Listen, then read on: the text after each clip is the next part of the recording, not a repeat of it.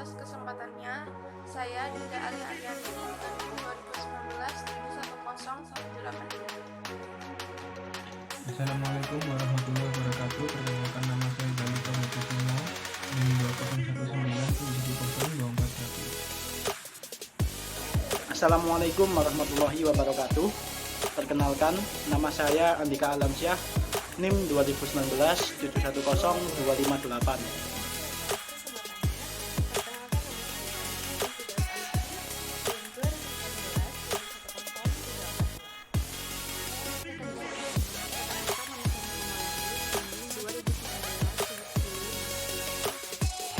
Terima kasih atas kesempatannya. Perkenalkan, nama saya Ahmad Abdul Imam dengan NIM 2019 Terima kasih atas kesempatannya. Perkenalkan, saya Nanda, NIM saya 79.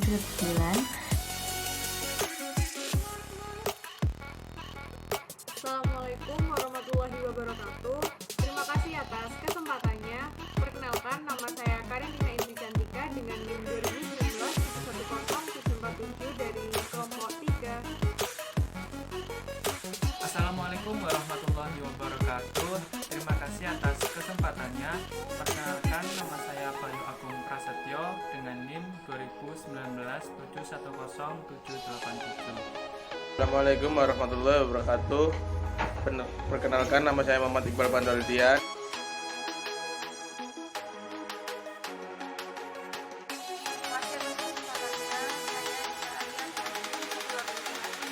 Ini saya akan menjelaskan tentang pengertian hadis atau al-hadis. Menurut bahasa berarti al-jadid, yaitu sesuatu yang baru, lawan kata dari al-qadim.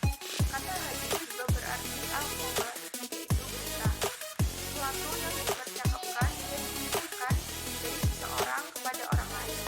Bentuk pluralnya adalah al-ahadits.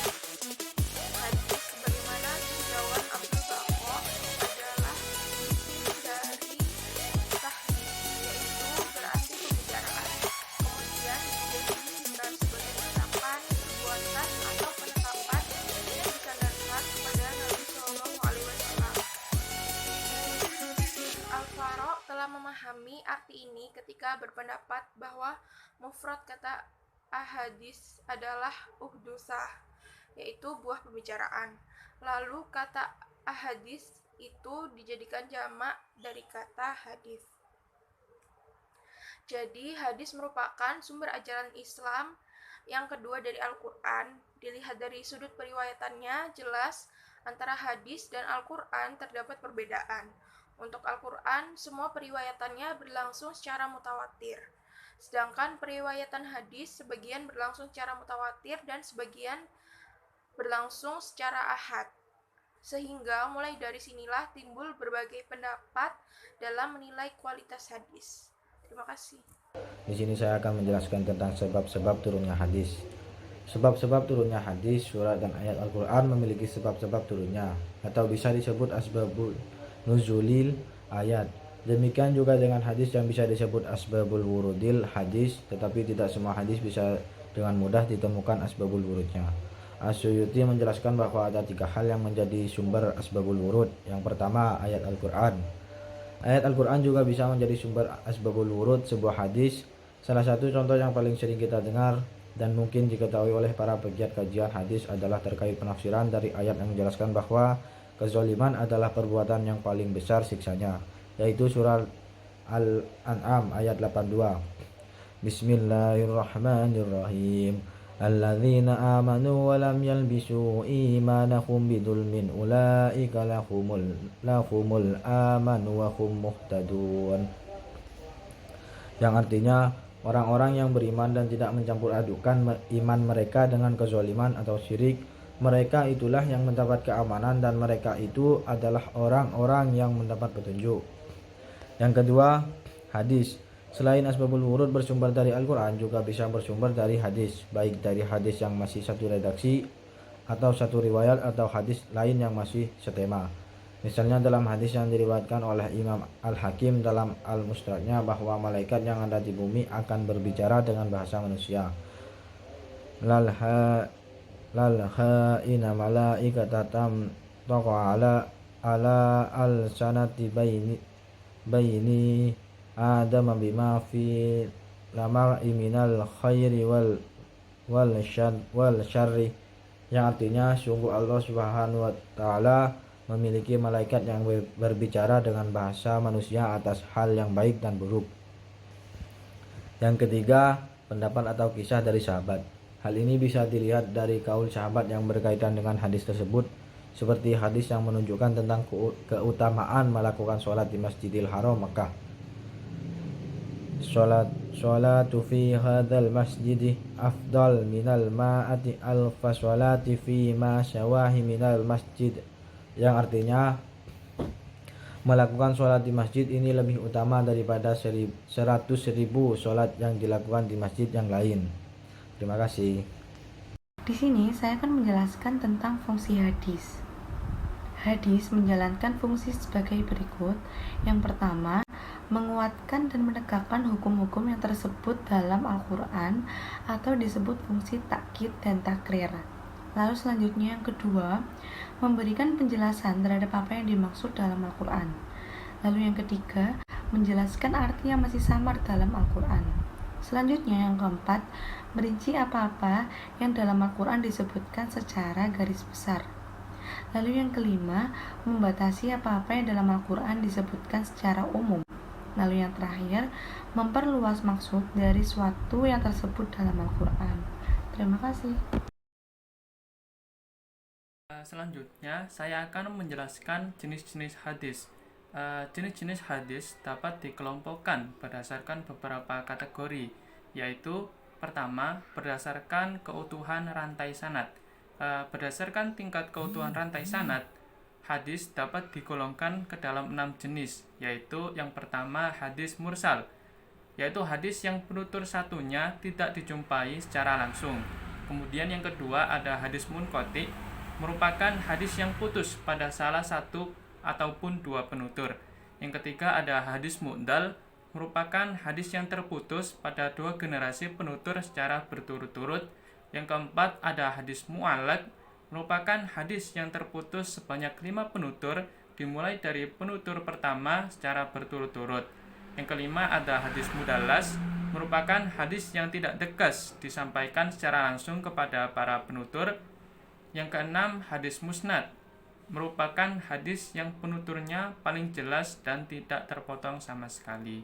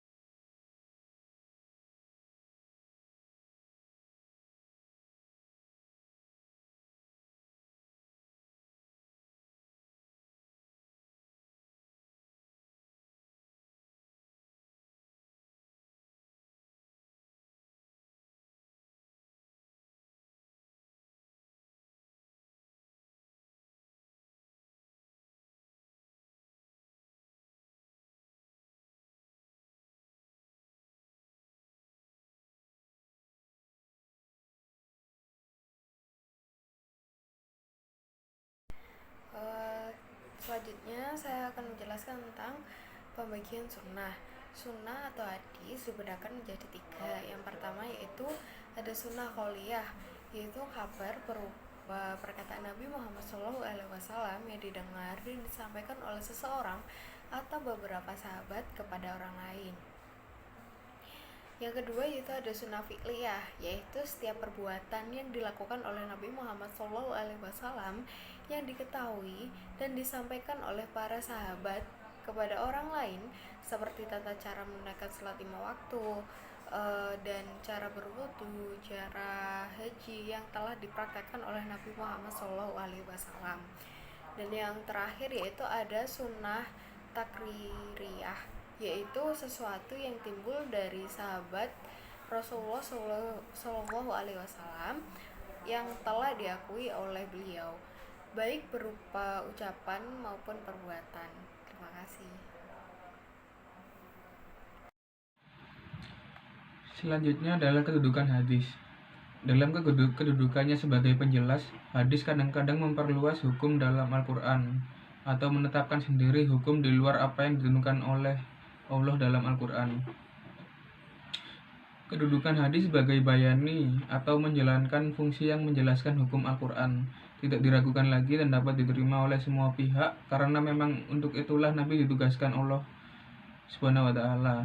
Namun dalam kedudukan hadis sebagai dalil yang berdiri sendiri dan sebagai sumber kedua setelah Al-Quran menjadi bahan perbincangan di kalangan ulama. Perbincangan ini muncul disebabkan oleh keterangan Allah sendiri yang menjelaskan bahwa Al-Quran atau ajaran Islam itu telah sempurna. Oleh karenanya tidak perlu lagi ditambah oleh sumber lain. Jumhur ulama berpendapat bahwa hadis berkedudukan sebagai sumber atau dalil kedua setelah Al-Quran dan mempunyai kekuatan untuk ditaati serta mengikat untuk semua umat Islam. Jumhur ulama mengemukakan alasannya dengan beberapa dalil, di antaranya yang pertama, banyak ayat Al-Quran yang menyuruh umat mentaati Rasul. Ketaatan kepada Rasul sering dirangkaikan dengan keharusan mentaati Allah. Seperti yang tersebut dalam surat An-Nisa ayat 59 yang artinya, hai orang-orang yang beriman, taatilah Allah dan taatilah Rasul-Nya. Bahkan dalam tempat lain, Al-Quran mengatakan bahwa orang yang mentaati Rasul berarti mentaati Allah, sebagaimana tersebut dalam surat An-Nisa ayat 80. Artinya, barang siapa yang mentaati Rasul itu, sesungguhnya ia telah mentaati Allah.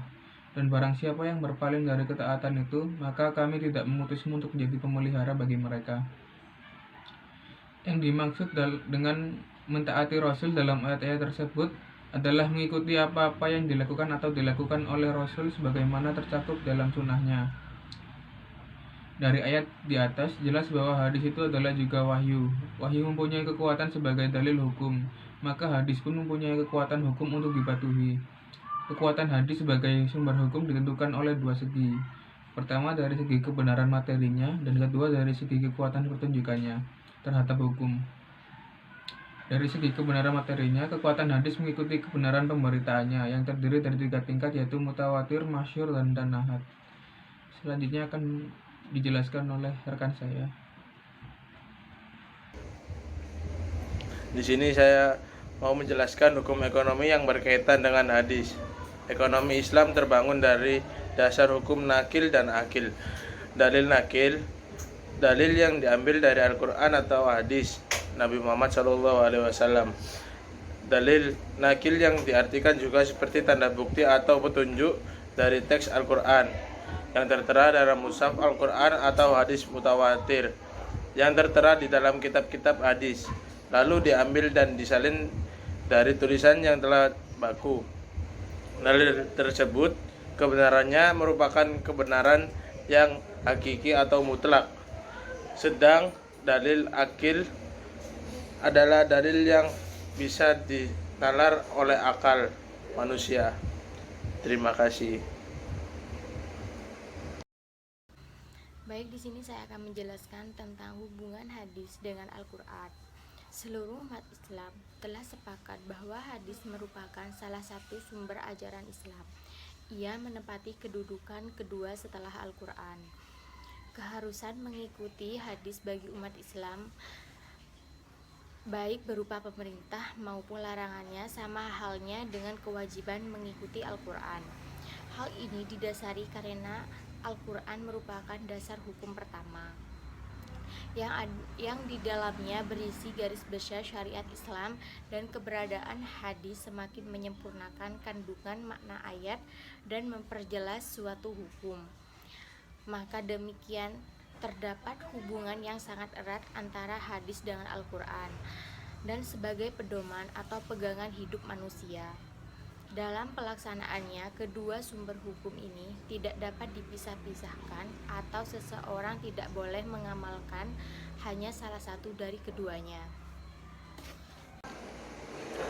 Selanjutnya, saya akan menjelaskan mengenai hadis ekonomi Islam yang melarang riba. Artinya, Jabir berkata bahwa Rasulullah SAW mengutuk orang yang menerima riba, orang yang membayarnya, dan orang yang mencatatnya, dan 2 orang saksinya.